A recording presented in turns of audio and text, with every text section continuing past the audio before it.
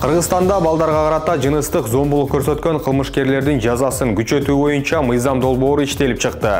Документ бүгүн 17 майда Жогорку Кеңештин конституциялык мыйзамдар, мамлекеттик түзүлүш, сот укук маселелери жана парламенттик регламент боюнча комитетинде каралып, биринчи окууда бир добуштан кабыл алынды.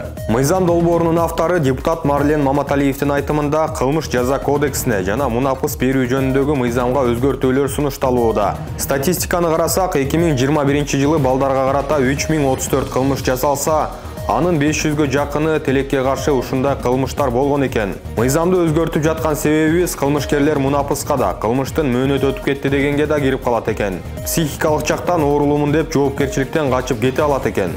Эгер мыйзамга сунушталып жаткан өзгөртүүлөр колдоо тапса, педофилдер мунапыс ала албайт. Аларга кылмыштын мөөнөтү деген аныктама колдонулбайт. Ооруканага жатабы жокпу, жазасын өтөөгө милдеттүү болот. Эреже боюнча мыйзам күчүнө кирүүсү үчүн ал комитеттерден кийин жалпы парламентте да каралып, президенттин колу коюлушу керек.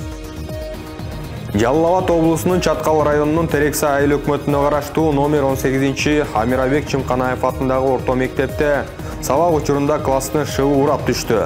Өзгөчө Кырдаалдар министрлигинин кызматкерлери 18 окуучу, бир мугалимди сыртка алып чыгып, Алабука райондук ооруканасына жөнөттү. Маалыматка караганда балдар 3-класстын окуучулары, алардын абалы жакшы деп кабарланды. Чаткал районунун билим берүү бөлүмү мектеп 1960-жылдары салынганын, имарат авариялык абалда болбогонун билдирди.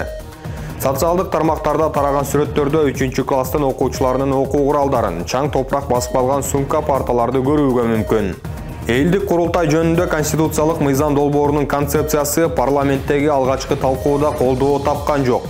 Эреже боюнча долбоорлор алгач тийиштүү комитеттен өтүүсү зарыл.